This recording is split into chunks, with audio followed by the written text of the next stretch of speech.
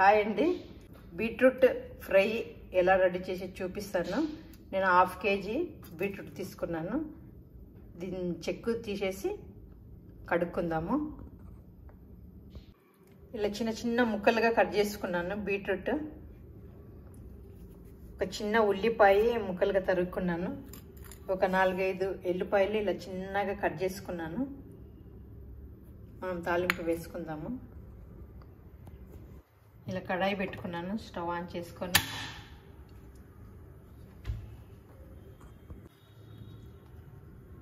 ఒక 4-5 స్పూన్ల ఆయిల్ వేసుకుందాము.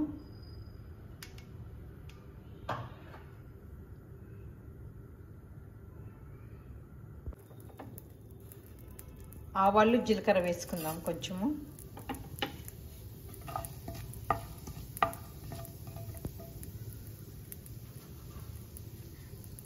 ఒకటి ఎండుమిర్చి వేసుకుందాము. కట్ చేసుకొని వేసుకోవాలి.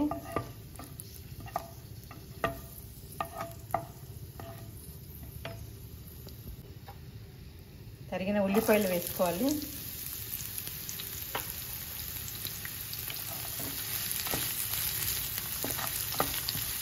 కొంచెం వేగనివ్వాలా.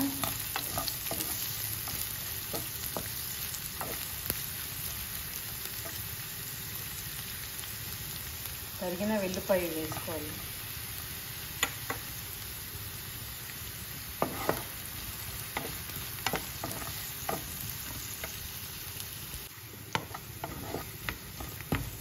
ఇలా కొంచెం వేగిన తర్వాత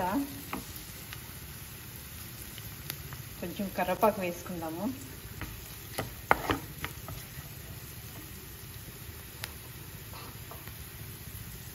పసుపు కొంచెం వేగిన తర్వాత మనము ఇవి బీట్రూట్ ముక్కలు వేసేసుకోవాలి.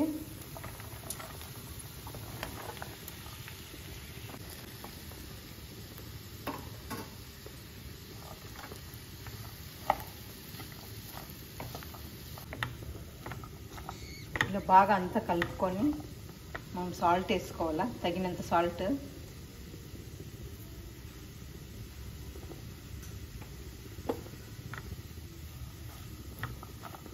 మనం ఎంత బీట్రూట్ ఆయిల్లోనే వేగేటట్లు చూసుకోవాలి. ఇలా అంతా బాగా కలిపేసుకొని మూత పెట్టేసుకుందాము. ఒక 5-10 నిమిషాలు బాగా వేగనివ్వాలి ఆయిల్లోనే. ఆయిల్లో వేగితేనే బాగుంటుంది, వాటర్ వేయకూడదు.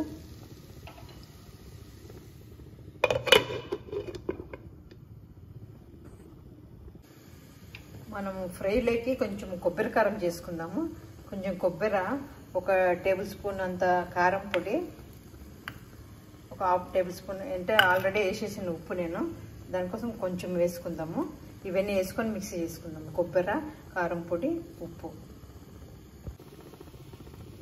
చూద్దాం ఒకసారి. అంతా బాగా ఇలా కలుపుకుంటా ఉండాలా, బాగా ఫ్రై చేయాలా. కొబ్బరి ముక్కలుగా కట్ చేసుకొని కారం పొడి, ఉప్పు వేసుకొని మిక్సీకి వేసుకోవాలి. ఇలా కొంచెం వేసిన తర్వాత ఇలా ఒక 4-5 ఎల్లిపాయలు వేసుకొని మరీ వేసుకోవాలి మిక్సీకి. ఇలా వచ్చింది కొబ్బరి కారం. ఇలా వస్తుంది కొబ్బరి కారము.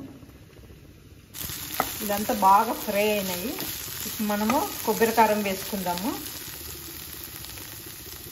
కొబ్బరి కారం ఎంత కావాలంటే అంత వేసుకోవచ్చు. నేనైతే ఒక 3 స్పూన్లు కొబ్బరి కారం వేసుకుంటున్నా.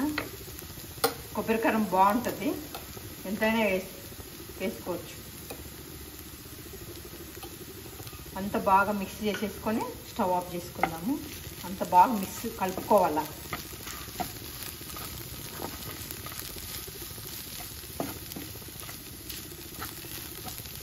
ఇది చాలా బాగుంటుందండి. మన చపాతీకి కానీ రొట్టెకి కానీ చాలా బాగుంటుంది ఫ్రై. మీరు కానీ ట్రై చేయండి.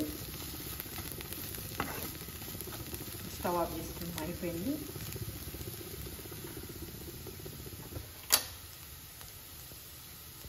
Beetroot fry